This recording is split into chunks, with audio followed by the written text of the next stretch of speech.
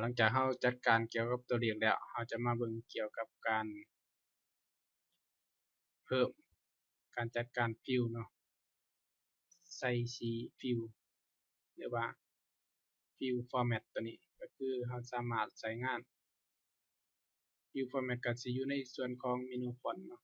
ที่เราได้เกริ่นไว้ทำอิฐก็สิมีเมนูฟอนต์ก็สามารถใส่ได้หลายอย่างใส่ขนาดตัวหนังสือสามารถตกแต่งได้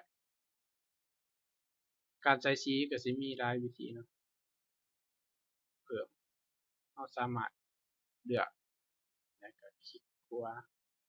แล้วเลือกฟอร์แมตสามารถเลือก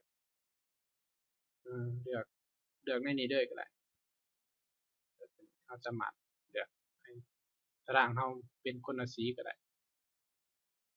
เราสิเอาสีนี้แล้วตารางตัวที่2เราสิเอาเป็นสีอันนี้คือเป็นใส่สีให้พื้นดังแล้วสามารถสลับสีได้ตามความต้องการของเราใส่สีพื้นดังของตารางไว้นะ แล้วตัวนี้ตัว A ตัวนี้เป็นการใส่สีให้กับตัวหนังสือใส่สีแดงใส่สีใส่สีลงไปก็ว่าไปใส่สีเหลืองซะมันบ่เห็นมันบ่อันนี้สีมันบ่ตัดกันเลยบ่เห็นแล้วตัวนี้เราสามารถเพิ่มสีได้การใส่สีให้แตกต่างกันเพื่อจัดความสวยงามแล้วเราก็สามารถปรับสีที่เราต้องการเองได้สีที่เราบ่ต้องการเราก็บ่เอาเนาะเราสามารถเลือกสีตัวนี้สมมุติว่าเราสิใส่สีพื้นดังให้อันนี้สีค่ามาตรฐานที่มากับโปรแกรมของเขาเจ้าสามารถเลือกได้เราสามารถมาโหมดตัวนี้คัลเลอร์ตัวนี้สามารถเลือกได้ตามใจสิมีเฉดสีให้เรามาในพื้นฐานให้เราก็สามารถกดแล้วก็เลือกเอาสีมันก็สิเป็นไปตามที่เราเลือกแล้วเราสามารถเฮ็ดหยังแหน่ได้เกี่ยวกับการใส่สีสามารถปรับได้หลายอย่างเข้ามาฟิลตัวนี้เข้ามาเมนูน้อยๆอยู่นี่เลือกแล้วเราจะเห็นเมนูคำว่าฟิลแล้วเราก็สามารถเลือกสีได้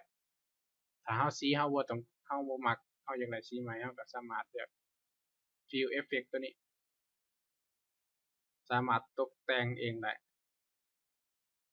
อันนี้เป็นการไล่เฉดสีที่เราต้องการในเมนู color tool นี่ก็คือสมมุติเราอยากได้สีแดงแล้วเราอยากได้เฉดสีการไล่เฉดสีให้มัน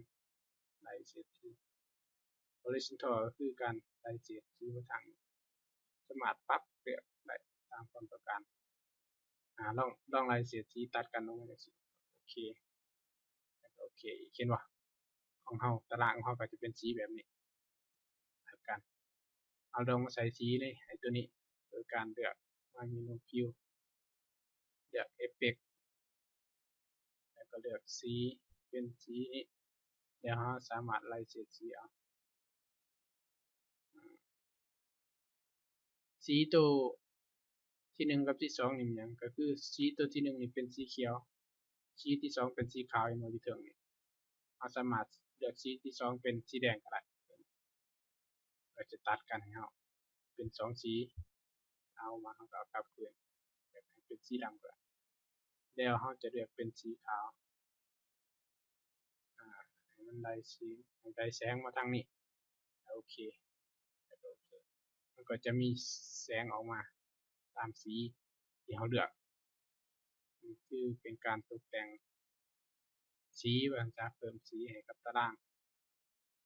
สามารถเลือกเป็นได้ตามความมักความต้องการเลือกสีตัวนี้เราเลือก format ตัวนี้เบิ่งได้งามเลือกสีเหลืองโอเค ไล่ให้เราก็ลองไปปรับเบิ่งเพื่อในการประยุกต์ใส่งานจริงเราก็สามารถใส่ได้แต่เวลาเราใส่สีหลายเกินไปเราก็สิเบิ่งแล้วมันสิบ่อันนั้นบ่คักปานใดมันหลายหูหลายตาเนาะเราก็ต้องปรับให้พอเหมาะพอควรในการเพิ่มสีสันให้น่าอ่านว่าซั่นอ่าเดี๋ยววิดีโอต่อไปเราจะได้เว้าเกี่ยวกับการจัดการกับdate format ก็คือการจัดการกับวันที่วันเวลาเนาะ